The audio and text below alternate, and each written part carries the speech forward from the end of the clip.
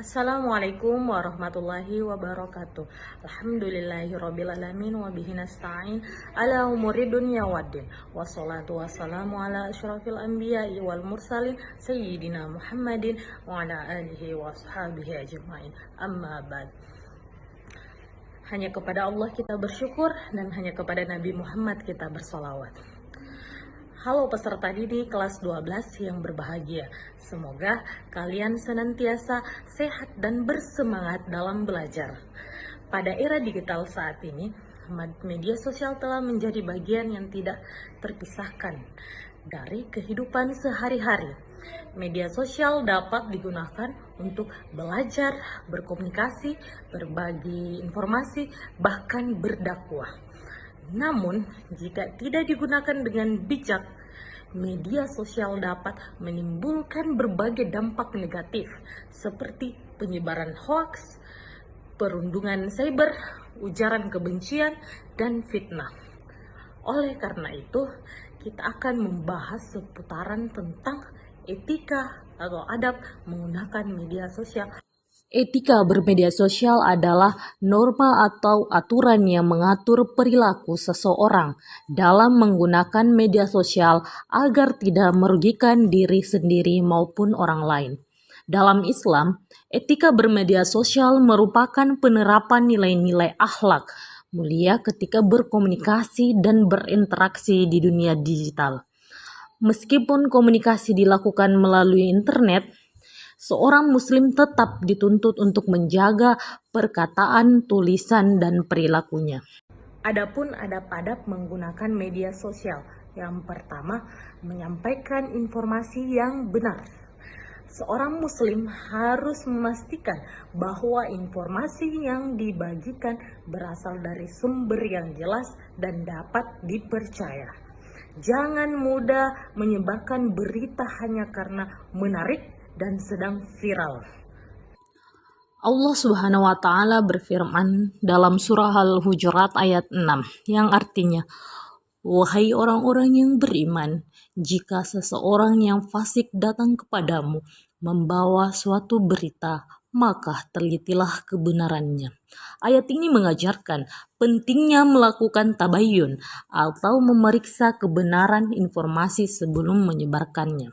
Selain itu, Rasulullah Shallallahu Alaihi Wasallam bersabda, "Barang siapa yang beriman kepada Allah dan hari akhir, maka hendaklah ia berkata baik atau diam." Hadis ini menjadi pedoman penting dalam menggunakan media sosial agar setiap unggahan dan komentar membawa manfaat. Yang kedua, menghindari hoaks dan fitnah. Hoaks dapat menimbulkan kesalahpahaman dan perpecahan di masyarakat. Islam melarang penyebaran berita-berita bohong karena dapat merugikan banyak pihak. Yang ketiga, menjaga kesopanan dalam berkomentar. Saat berkomentar di media sosial, gunakan bahasa yang sopan dan santun. Hindari kata-kata kasar, hinaan, ejekan maupun ujaran kebencian. Ingatlah bahwa setiap tulisan yang kita buat akan dipertanggungjawabkan di hadapan Allah Subhanahu wa Ta'ala. Yang keempat, menghargai privasi orang lain. Jangan menyebarkan foto, video, atau informasi pribadi seseorang tanpa izin. Menghormati privasi merupakan bagian dari akhlak mulia dalam Islam. Yang kelima, menggunakan media sosial untuk kebaikan. Media sosial dapat menjadi sarana untuk 1. Menyebarkan ilmu pengetahuan, 2. Berbagi motivasi dan inspirasi, 3. Berdakwah dan santun, 4. Menjalin silaturahmi, 5. Mendukung kegiatan sosial dan kemanusiaan. Dengan demikian, media sosial menjadi ladang amal yang bernilai ibadah. Coba renungkan sejenak, apakah kita pernah membagi informasi tanpa memeriksa kebenaran? Apakah komentar yang kita tulis di media sosial mencerminkan akhlak seorang muslim? Media sosial bukan hanya ruang untuk berekspresi, tetapi ruang untuk menunjukkan karakter dan akhlak kita sebagai pelajar muslim. Adapun dampak dampak positif dan negatif, yaitu dampak positif. Pertama, mempermudah komunikasi. Kedua, menambah wawasan. Ketiga, memperluas jaringan pertemanan. Dan yang keempat, menjadi sarana belajar dan dakwah.